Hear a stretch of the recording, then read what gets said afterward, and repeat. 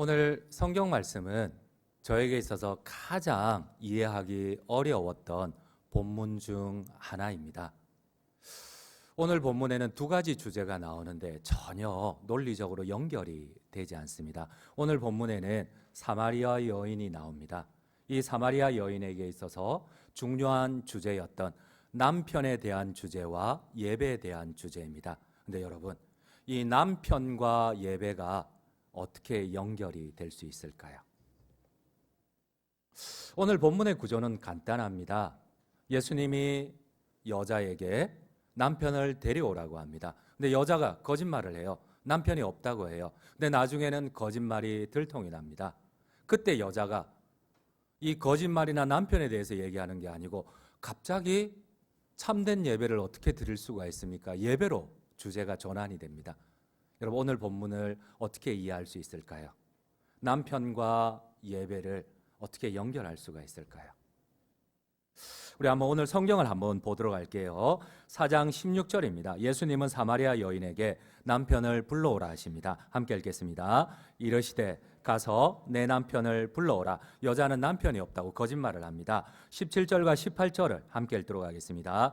여자가 대답하여 이르되 나는 남편이 없나이다. 예수께서 이르시되 너가 남편이 없다 하는 말이 옳도다. 18절입니다. 너에게 남편 5이 있었고 지금 있는 자도 내 남편이 아니니 내 말이 참되도다.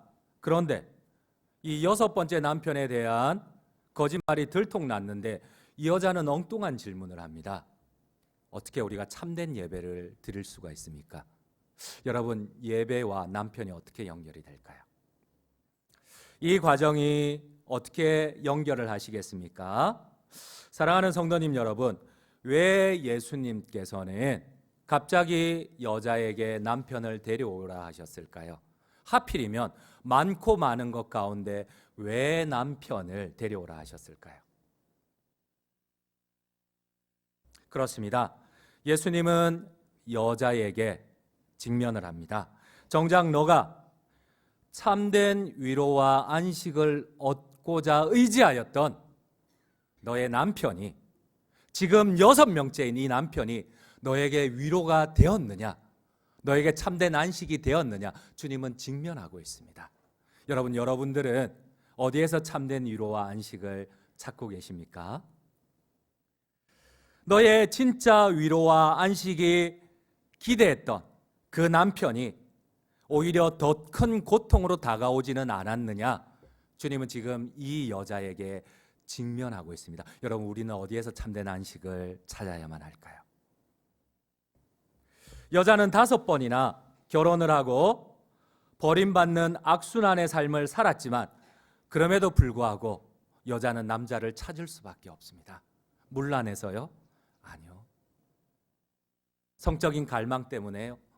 아니요. 그거는 성경을 모르는 사람들입니다. 이 남자라도 있어야지만 자신은 매춘을 하지 않고 겨우 목숨을 이어갈 수 있습니다. 당시 이혼 여자는 매춘을 하지 않는 한 먹고 살 길이 전혀 없습니다. 나이 많은 사람의 부인이나 첩이 될 수밖에 없어요. 그렇게라도 생명을 연장해야 돼. 어쩌면 이 6번째 나이 많은 남자는 혼인신고도 안 했으니 금방 자신에게 실증이 나서 버릴지도 모릅니다.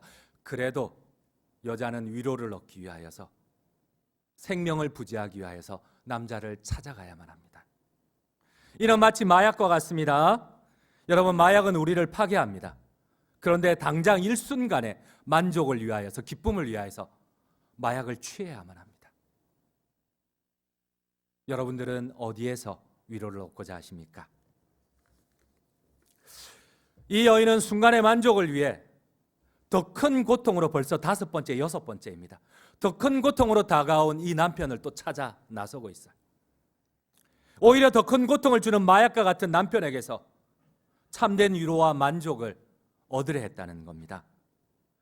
여러분, 우리의 참된 만족과 위로의 대상이신, 영원한 생수 대신, 예수님 대신 일시적이고 한계가 있는 인간 남편에게 위로와 안식을 얻으려 했다는 사실입니다. 여러분, 오해는 하지 마십시오. 우리가 아내에게서, 남편에게서 위로를 얻을 수가 있습니다. 그러나 오늘 성경이 말씀하시는 이 사마리아 여인은 참된 위로를 얻고자 했다는 사실입니다. 여러분, 우리는 어디에서 참된 위로를 얻을 수 있습니까? 어느 정도는 우리의 남편, 아내에게서 위로를 얻을 수 있을 것입니다. 하지만 우리가 기대하는 만큼 남편이 우리의 위로를 채워주던가요? 우리의 만족을 채워주던가요? 우리의 영혼을 만족시킬 만큼 위로가 되었던가요? 사랑하는 성도님 여러분, 어디에서 참된 위로와 안식을 얻고자 노력하십니까? 여러분들이 기대하는 많은 시간을 가장 집중하는 자녀가 여러분들의 기도를 만족시키던가요? 그나마 우리를 위해서 가장 헌신적인 부모님이 여러분들의 기대를 만족시키던가요? 사랑하는 남편이, 사랑하는 아내가 여러분들에게 참된 영원한 만족과 위로를 주던가요? 어느 정도 의지와 위로가 되었을 것입니다. 자녀가, 부모가, 아내가, 남편이. 그러나 우리가 의지하였던 자녀가, 부모님이, 남편이, 아내가 우리에게 기대한 만큼 참된 위로가 되지는 않았을 거예요. 우리가 기대한 만큼 충분한 만족이 되지는 않았을 겁니다. 때로는 더 큰 실망으로 다가오기도 하셨을 겁니다. 오늘 주님께서 이 여인이 유일하게 의지하였던 6명의 남편을 통하여서 가르쳐 주고자 하는 교훈은 무엇입니까? 끝없이 찾아 나서야 될까요? 6번째, 7번째 남편을 찾아 나서야 될까요? 내가 만족을 얻을 때까지. 어쩌면 오늘 우리 역시도 마찬가지입니다. 우리가 주님 대신 붙잡고 있는 것이 무엇인가요? 그것이 우리에게 참된 위로와 안식을 주시던가요? 오늘 성경은 요한복음 4장의 사마리아 여인에 대한 설교가 많이 있어요. 그런데 대다수의 설교는 우리를 오해하게 만듭니다. 우리를 착각하게 만듭니다. 바로 그녀가 성적으로 너무나 자유롭고 문란하였다는 설교들이 대부분입니다. 여러분, 너무나 성적으로 자유로워서 오늘 페미니즘의 우상이 되어서 그때부터 이 여자는 그 속박의 굴레를 벗고 많은 남자를, 자기의 남자를 찾아 나섰다. 세상의 인식을 두려워하지 않고. 여러분, 이렇게 해석을 해야 될까요? 아니면 이 여자는 성적인 이 갈망을 참지 못해서 계속해서 남자를 찾아 나갔다. 문란한 부도덕한 여인이다. 지금 있는 남자도 동거인인 거 보니까 정확하다. 이렇게 성경을 해석할까요? 우리 함께 오늘 본문 18절을 함께 읽도록 하겠습니다. 18절입니다. 너에게 남편 5이 있었고 지금 있는 자도 너의 남편이 아니니 너의 말이 참되도다. 여러분, 이는 모두 우리의 착각일 뿐입니다. 예수님 당시 시대적 배경하에서 그녀가 윤리적으로 부도덕한 여인이라는 사실은 전혀 성립되지 않습니다. 신약 성경의 배경이 되는 고대 근동 문화에서 여자는 단지 남자의 소유일 뿐입니다. 재산의 한 일부분일 뿐입니다. 마치 조선시대와 같습니다. 여자가 시집 가기 전에는 아버지의 소유였고, 그리고 결혼하면 남편의 소유였고, 남편이 죽고 나면은 장남이 그 소유권을 대리합니다. 여러분, 여자는 예수님 시대에 여성의 주의는 남자와 동등한 주의가 아니었어요. 지극히 남자 중심의 사회였고 철저한 보수적인 사회였습니다. 이곳에서 여자가 함부로 자기의 뜻대로 이혼할 수 있다고요? 말도 안 되는 소리입니다. 이처럼 철두철미한 남성 중심의 가부장 사회에서 여인이 자기 마음대로 이혼하고 남자를 바꿀 수 있었다고? 절대로 있을 수 없는 불가능한 일입니다. 그렇습니다. 예수님 시대의 유대 남성들은 약간의 불편함만 있어도 여자를 너무나 쉽게 버렸어요. 이 여자는 시대의 피해자입니다. 자기는 살기 위해서 어쩔 수 없이 남자를 선택했는데 이 남자들은 조금만 불편해도 자기를 버리는 거예요. 근데 자기는 몸을 팔지 않으면 먹고 살 수가 없어요. 어떻게든 나이 많은 남자의 첩이라도 들어가야지만 겨우 목숨을 부지하고 병에 걸리지 않을 수가 있어요. 여러분, 우리 한번 신명기 24장 1절을 함께 읽도록 하겠습니다. 24장 1절입니다. 사람이 아내를 맞이하여 데려온 후에 그에게 수치되는 일이 있음을 발견하고 그를 기뻐하지 아니하면 이혼 증서를 써서 그의 손에 주고 그를 자기 집에서 내보낼 것이요. 여러분, 약간의 수치되는 일만 있어도 버렸던 시대가 이 여인의 시대였습니다. 여기서 수치되는 일에 대한 해석은 탈무드에 보면 너무나 비참해요. 여러분, 급진적인 힐레 낙파는 이 여인을 버릴 수 있는, 어떻게 본다면 우리 조선시대 칠거지약과 같은 버릴 수 있는 사유에 대해서 기록을 해놨는데 너무 비참해요. 여러분, 여자가 거리에서 춤을 추면 남자는 여자를 버릴 수 있어요. 말도 안 되는 소리지 않습니까? 여러분, 여기 여성분들 함부로 거리에서 춤추지 마세요. 버림받을 수 있습니다. 이 탈무드의 두 번째, 여자를 버릴 수 있는 외간 남자와 대화하는 경우, 절대 쳐다도 보지 마세요. 외간 남자는 우리 유부녀들 버림받을 수 있습니다. 아니, 내가 버리나요? 요즘 시대는 그저 두려운 시대가 되어버려서.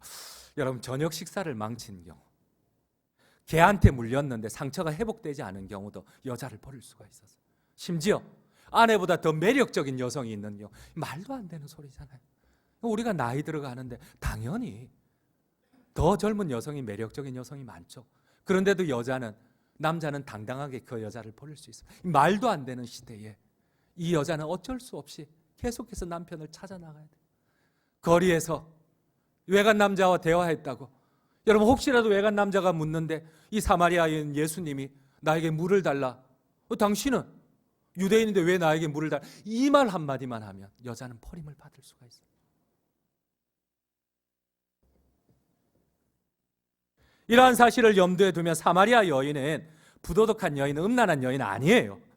살기 위해서 어쩔 수 없이 오늘도 늙은 남자라도 찾아 나서야만 하는 시대의 피해자입니다. 그녀는 이혼의 사유가 되는 일, 어쩌면 첫 남편은 거리에서 딴 남자하고 단지 자기도 모르게 대답했다는 이유 때문에 버렸는지도 몰라요. 저녁 식사를 제대로 준비 못해서 망쳤다고, 길거리에 아내보다 더 예쁜 여자가 있었다고 버림을 받았는지 몰라요. 그렇습니다.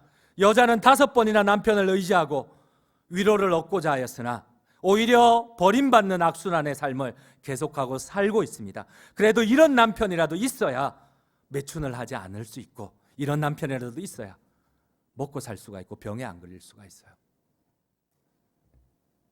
수가 여인은 자신을 버린 남편으로부터 다시 새로운 남편을 찾아 위로와 필요를 채울 수밖에 없습니다. 어쩔 수 없는 선택입니다. 다른 선택이 없어요. 하지만 이내 버림받고 고통스러워합니다. 이런 패턴은 지금 6번째까지 끝없이 반복됩니다. 그래서 이 여자는 거짓말을 합니다. 근데 이게 거짓말이 아니고 사실이에요. 나는 남편이 없습니다. 예수님이 묻습니다. 너 남편이 5이나 있고 지금도 있잖아. 6명째 있잖아. 아니요, 난 남편이 없어요. 난 남편이 없어요. 내가 진짜 위로를 얻고자 했던, 안식을 얻고자 했던 나에게 남편은 6명이 있지만은 하나도 없습니다.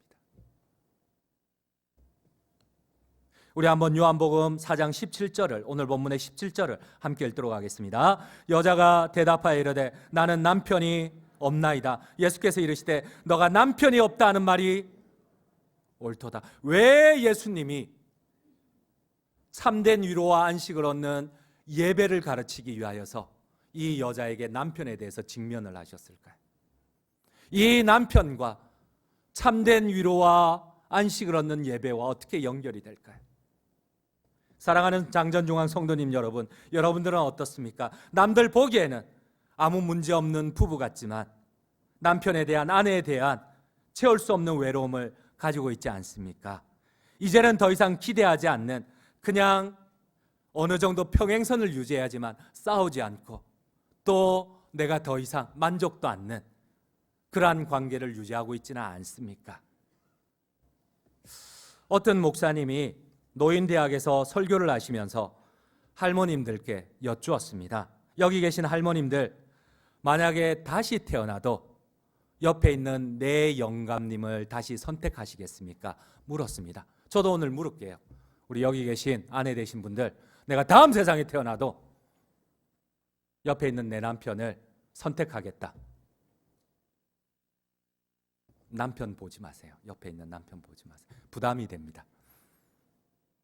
대답은 하지 마세요. 은혜 받고 가서 부부싸움 하면 안 되니까 여러분들 대답은 하지 마셔요. 다음 세상에 태어나도 내가 내 남편을 선택하겠다. 목사님이 몇 번을 반복해서 물으셔도 아무도 손을 드는 할머니가 없는 거예요. 그때 저 뒤쪽에 앉아 계신 할머니 한 분이 유일하게 손을 드는 거예요. 목사님 너무 반갑고 고마워서 막 칭찬을 했어요. 할아버지가 얼마나 이렇게 할머니를 사랑하시고 금술이 좋은지, 어떻게 다음 세상에 태어나도 유일하게 남편을 선택한다고 하십니까? 근데 이 할머니의 대답이 우리를 서글프게 만듭니다. 목사님, 내가 우리 영감하고 같이 산 지가 벌써 60년이 넘었는데 지금 와서 가만히 생각을 해보니 어느 놈하고 살아도 그 놈일 것 같아.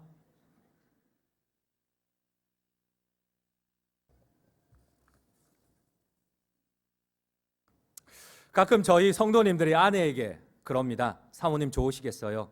목사님처럼 부드럽고 배려심 많은 남자와 사시니 얼마나 행복하시겠어요? 제가 좀 젠틀하고 배려심이 많아 보이지 않습니까? 비웃음입니까? 저희 아내가 한마디 합니다. 한번 데려다가 살아보세요. 여러분, 어느 놈이나 그 놈이 그 놈입니다.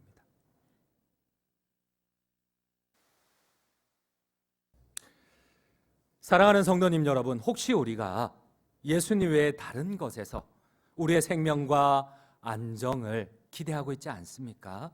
수가 여인처럼 헛되고 헛된 것들을, 오히려 끝내는 실망으로 다시 돌아올 것들을, 더 고통스러운 마약과 같이 고통이면서도 알면서도 어쩔 수 없이 순간의 만족을 위해서 선택할 수밖에 없는, 그렇다면 우리는 어디에서 참된 위로와 안식을 얻을 수 있습니까? 어떻게 참된 위로와 안식을 얻을 수 있습니까? 그렇습니다. 수가 여인은 어쩔 수 없이 6명의 남편을 의지하였지만 이제 예수님의 직면을 통해서 더 고통스러운 삶을 깨닫게 되고 결국 예수님께 질문을 합니다. 그래서 남편과 이 6명의 남편은 반드시 예배와 연결이 되어야 됩니다. 그렇다면 어떻게 참된 위로를 얻을 수가 있습니까? 어떤 예배를 드려야 우리가 참된 위로와 만족을 얻을 수 있습니까? 이에 예수님은 그녀에게 대답합니다. 참된 위로와 안식으로 초대합니다. 물론 너의 옆에 있는 남편이 어느 정도 위로를 줄 수 있지만, 그러나 영원한 천국 영생의 위로와 영원한 너의 안식을 내가 영원한 남편 된 내가 너희에게 주겠다고 주님은 자신을 새로운 남편으로 안내를 하시고 초청을 하십니다. 여러분들 아멘이세요? 우리의 참된 남편이 누구십니까? 우리에게 참된 위로와 안식을 주시는 분이 누구십니까? 영원히 목마르지 않는 예수님을 이제는 그 여인에게 남편으로, 구주로 받아들이라고 권면을 합니다. 우리 함께 오늘 본문 29절을 함께 읽도록 하겠습니다. 내가 행한 모든 일을 내게 말한 사람을 와서 보라. 이는 그리스도가 아니냐. 여러분, 이제는 이 여인을 예수님을 참된 구주로, 그리스도로, 참된 남편으로 받아들입니다. 그렇습니다. 이 여인의 고통과 상처는 바로 예배의 대상의 문제입니다. 여러분, 이 여인은 누구를 의지하였습니까? 누구를 예배하였습니까? 더 큰 고통으로 찾아오는 이 6명의 남편을 예배하였습니까? 이 6명의 남편에게서 참된 위로와 영원한 영생을 여러분 얻고자 하였습니까? 10명의 남편을 맞이한들 그녀가 참된 위로를 얻을 수가 있을까요? 여러분, 오늘 본문은 예배에 대한 본문입니다. 여러분, 어쩌면 오늘 내가 가장 관심 가지는 것, 내가 가장 자랑하는 것, 내가 가장 붙잡고자 하는 것, 어쩌면 그게 우리의 예배의 대상입니다. 여러분들은 어디를 붙잡고 계십니까? 누구를 붙잡고 계십니까? 어디를 바라보고 계십니까? 오늘 주님은 우리에게 권면합니다.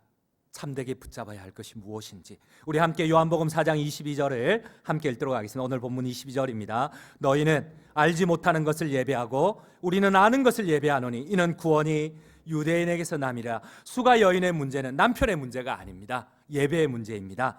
술 중독자는 술이 예배의 대상입니다. 도박 중독자는 도박이 최고의 관심입니다. 여러분, 자녀는 중독이 아닐까요? 내가 자녀에게 내 생명을 기대한다면, 내 최고의 하나님보다 더 큰 것을 기대한다면 그 자녀는 우리의 예배의 대상입니다. 남편, 하나님을 대신한 예배의 대상이 될 수 있습니다. 남편에게서 참된 보호와 안식을 얻고자 이 여인은 잘못 선택했습니다. 예배의 대상을 잘못 선택했어요. 그래서 오늘 주님은 얘기하십니다. 우리 요한복음 4장 13절 14절을 함께 읽도록 하겠습니다. 함께 읽겠습니다. 예수께서 대답하여 이르시되 이 물을 마시는 자마다 다시 목마르려니와 내가 주는 물을 마시는 자는 영원히 목마르지 아니하나니 내가 주는 물은 그 속에서 영생하도록 솟아나는 샘물이 되리라. 그렇습니다. 이것이 바로 예수님께서 이 여인에게 남편을 불러오라고 직면한 이유입니다. 예수님은 그 여인의 사생활을 덜쳐내고 창피를 주고자 한 것 아니에요. 그녀의 목마름을 해소하기 위해 찾았던 남편들이 예배의 대상이 잘못된 예배의 대상임을 깨닫게 하기 위하여서, 그 여인의 남편은 그녀의 공허한 영혼을 완전히 만족시켜주지 못하는 잘못된 선택, 잘못된 예배의 대상임을 우리가 물론 아내에게서 위로를 얻습니다. 남편에게서. 두 부부는 하나입니다. 그러나 여러분, 그 남편이 영생을 보장하지 못합니다. 그 남편이 나의 작은 깊이까지 위로를 보장하지 못합니다. 이제 여인은 이 진리를 깨닫고 마음을 열고 예수님께 가장 갈급하고 권원적인 질문을 합니다. 그렇다면 내가 잘못 선택한 내 남편이 아니라 내가 참되게 선택해야 할 참된 위로와 안식을 얻을 예배가 누구입니까? 예배의 대상이 어디에서 예배를 드려야, 어떻게 예배를 드려야 내가 참된 안식과 위로를 얻을 수 있습니까? 여러분들은 예배 가운데 참된 위로를 얻습니까? 참된 안식을 얻습니까? 주님은 대답하십니다. 하나님만이 참된 위로자가 되시니 참된 위로와 안식을 얻기 위해서는 오직 성령과 진리 되신 예수 그리스도로 참된 안식을 얻을 수 있다고 하십니다. 아멘이십니까? 오늘 성경 말씀의 결론을 함께 읽도록 하겠습니다. 요한복음 4장 24절입니다. 하나님은 영이시니 예배하는 자가 영과 진리로 예배할지니라. 우리가 참된 위로를 어떻게 얻을 수가 있습니까? 하나님은 영이시니. 여러분, 여기에서 영과 진리라고 말씀을 하십니다. 여기서 영은 성령을 얘기를 합니다. 우리가 성령의 위로를, 성령의 보호를, 성령의 안식을 어떻게 얻을 수가 있습니까? 바로 영과 진리, 진리 대신 진리의 말씀이신 예수 그리스도의 십자가와 그 보혈을 전적 의지하며 붙들고 나아갈 때에 성령께서 예배 가운데 우리에게 임하셔서 참된 위로와 안식으로 우리를 회복시키신다고 하십니다. 아멘이십니까? 이 진리를 잊지 마십시오. 끝까지 신뢰하고 10번이고 100번이라도 우리가 무기력한 예배에 도전하시기를 바랍니다. 우리가 십자가의 보혈을 다시금 의지하고 나갈 때 반드시 성령께서 우리에게 참된 위로로 찾아오신다고 하십니다. 이러한 은혜가 우리 모든 성도님들과 함께 하시기를 간절히 주님의 이름으로 축원드립니다.